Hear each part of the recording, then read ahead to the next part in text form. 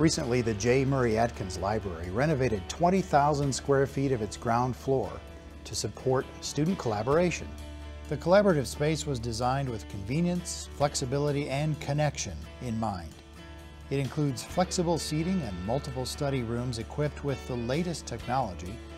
The technology available allows students access to video conferencing, T1 InTouch collaboration tables, charging stations, laptops, and the ability to connect to multiple devices to promote sharing.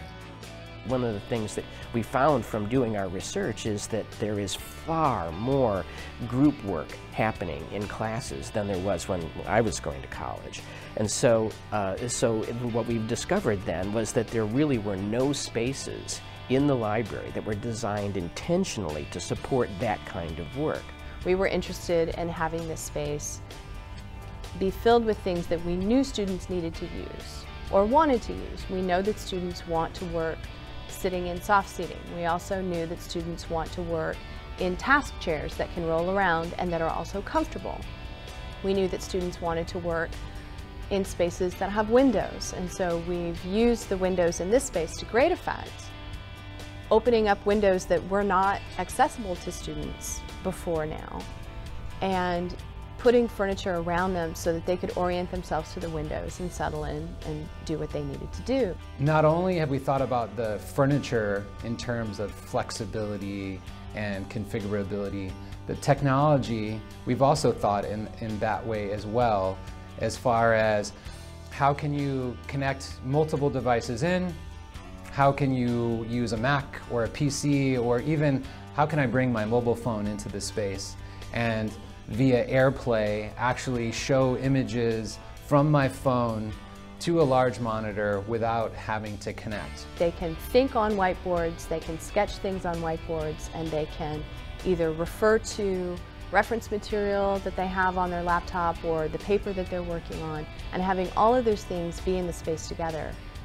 Those were things that we had seen them trying to do or needing to do in other spaces, either elsewhere on campus or elsewhere in the library, and we wanted to bring that all together in this one space. It's all about convenience. So what we find is that those students are carrying their own technology. Sometimes they like the ability and flexibility to come in knowing that technology is in the space and that they can leave their laptop at home and simply come use resources that are available. The other thing that we've envisioned in the library space is around connection.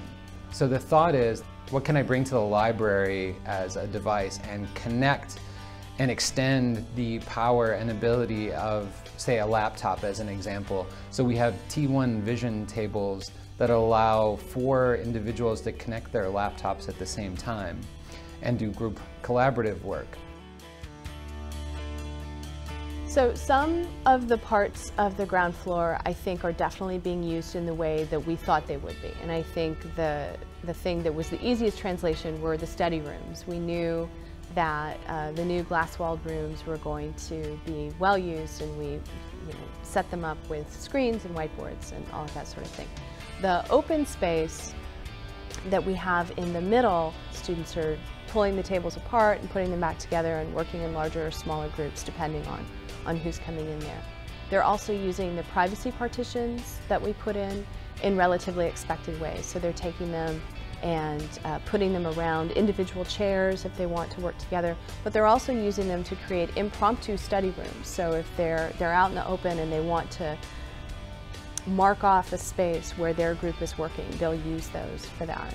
We have been surprised a little bit in how students have been using some of the quieter spaces, and I think that this is some of the work that architecture student Allison Schaefer has been doing. And so Allison is interested in responsive spaces, and she's interested in ways that architects can build in mechanical or digital things that respond to the kinds of things that people are doing in a space. And so in thinking about how she might build that, she's been looking at what people are doing in this space in the library and using this space to think about her project. I took 2 days and I dissected every single person and their activity, and kind of did a bar diagram to show like how long people stay and how they use the space, and just to show that there's like, obviously by the cafe it's shorter times and they're eating and talking, whereas back here is longer studying, sleeping type spaces. So that was important in understanding the space. We need to use this information to make sure not just that students are getting to make decisions about how they use the space, but that we've actually set the spaces up so that it's as effective a use of that space as possible. The operative word for the library space really is and. So it's not, can I do this piece of work or the other? Can I use this piece of technology or another? It's how can I use any bit of technology. So it's really the thought of enabling and empowering students to do the work in the way that they want to work.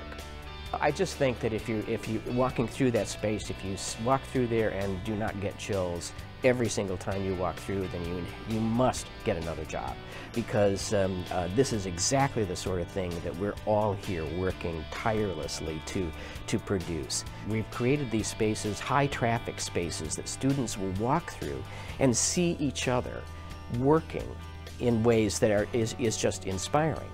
And they're role modeling, whether they know it or not. You see, I really believe that the library has a huge role to play in creating a culture of study on campus. I've seen this work in other places. I know that it's working right now. Every time you walk through that space, it makes you think, I should be working right now. I think I want to work right now. I think this is what people do at UNC Charlotte. I want to be like all of these people, and really I think that's one of the functions that the space does, and I'm really proud of that. I met the chair of the chemistry department the other day, and she said that she now purposely walks through that space because she sees her students actually doing chemistry equations. She knows what classes they're in just by looking at the whiteboards, and I just think that this is beautiful. I mean, this is learning happening. This is exactly what we're here for.